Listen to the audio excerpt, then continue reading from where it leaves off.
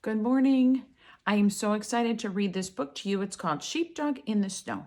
But before we do that, I want to give you a hug because I miss you so much. Can you feel that? Oh, I love you so much.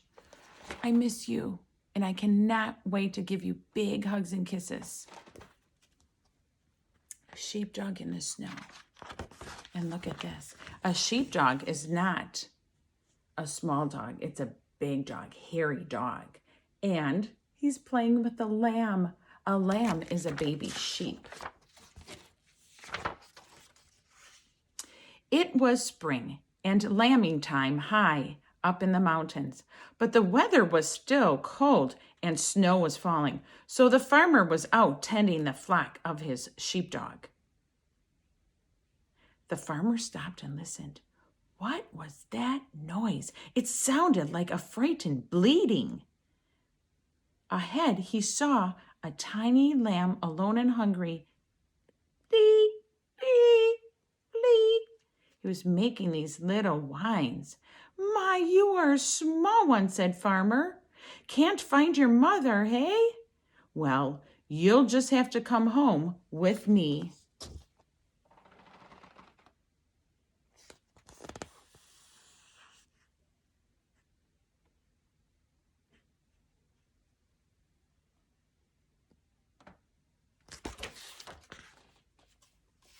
In the kitchen, the farmer's daughter, Emily, made the lamb a cozy nest in a cardboard box with some old sweaters. He was very weak, but was soon sucking up warm milk from a bottle. Let's call him Charlie, said Emily. And because they could find no ewe to take care of him, a ewe is a mommy lamb, a mommy sheep. Charlie became part of the special family and became their pet and lived with them in the farmhouse.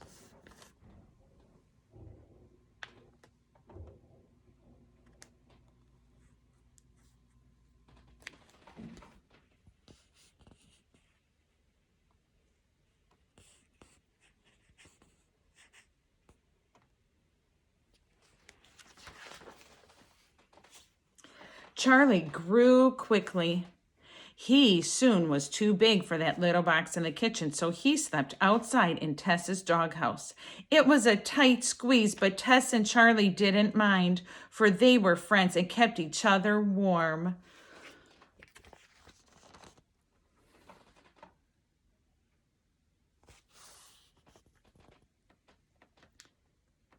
Is that so cute? They played together when Tess was not working. The farmer would throw a ball and watch them both chase it. Of course, Tess was faster than Charlie, but often she would let the lamb win. Sometimes I wonder if Charlie is turning into a dog, Emily's mother said one day as the family watched him play.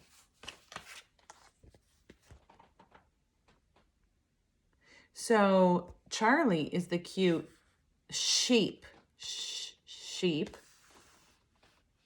and the sheepdog has a job. Do you remember when the farmer said when he's not working, he plays? Well, Tess has a job. A sheepdog helps take care of the sheep. Charlie even had his own collar and leash. When Emily's mother went into town, Tess and Charlie would go along too, and people would laugh and point as Charlie trotted ahead, often carrying a newspaper in his mouth. They thought he was so cute.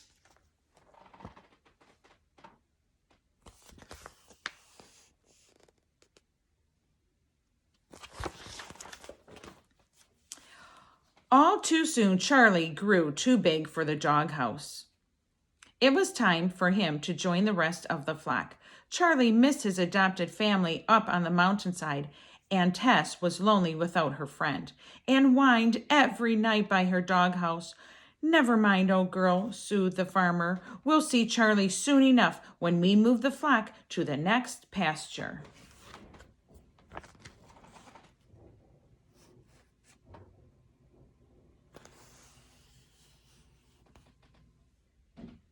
Is he whining, howling by his doghouse because he's sad? Because Charlie is not with him? But that was when the trouble started. As soon as the farmer and Tess began to herd the sheep to the new field, Charlie wanted to round up the flock too. Charlie, go back with the other sheep, laughed the farmer. But Charlie was determined to help Tess. So Charlie was like a dog. Charlie started rounding up the sheep just like his old friend, the dog, Tess, because that was the dog's job. But now he was not being like a sheep. He was being like a dog.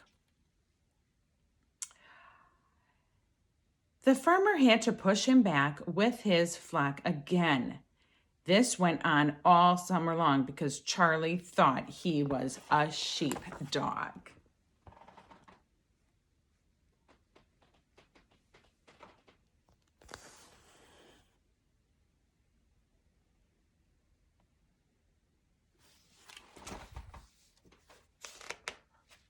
Look at his face, friends. Does he look happy to be a sheep? There's Charlie. No, he looks confused. He doesn't want to be with the sheep. He wants to be with the dogs. Summer turned to autumn, and then it was nearly winter again. One day, the sky was filled with clouds, the color of slate. Charlie sniffed the air. It reminded him of a time long ago when he was lost and alone. It grew colder and colder, and the wind began to blow. The sheep huddled together, but there was little shelter. Then it began to snow.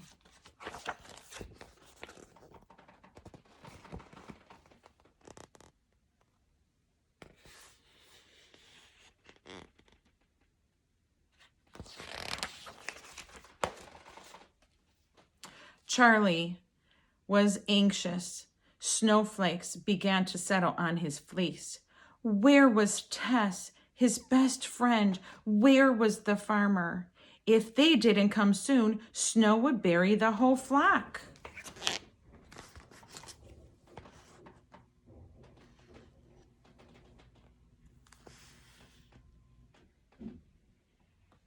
Look at all that snow.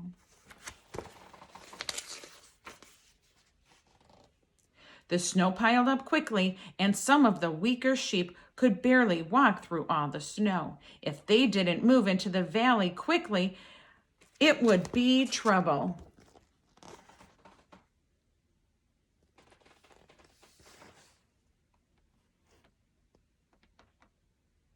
Look at all that snow. Wow, it's like a blizzard. Charlie knew just what to do. He ran ahead of the flock, baaing loudly.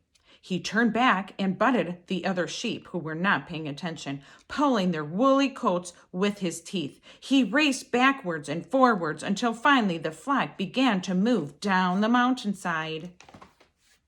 Do you see him working with the sheep, trying to have them move in one direction and move down the mountain away from all the deep snow? Then, the next day, the storm died down, and a low sun shone across the orange snow. Now, it was not orange snow, but look at this picture.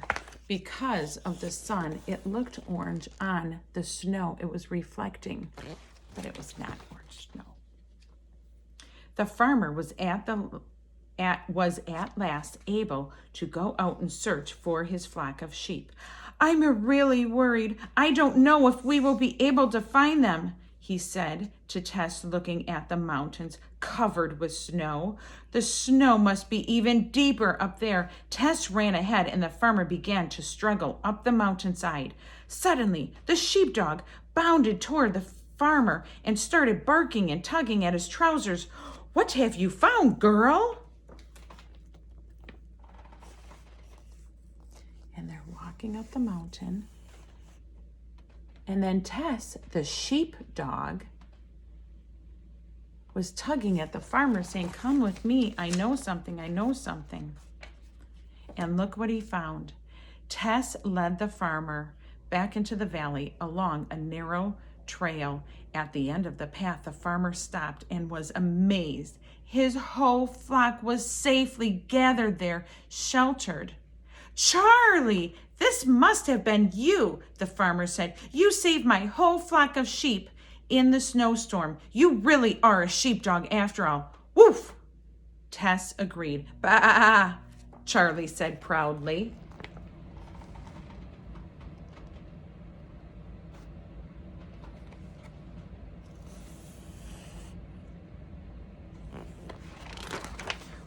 What do you think about this story? I thought it was beautiful. I like the snow, and I like the sheepdog who helps herd the sheep, and I like the sheep. And look how big he is now. Remember how little he used to be? Well, I hope you like this story. Bye.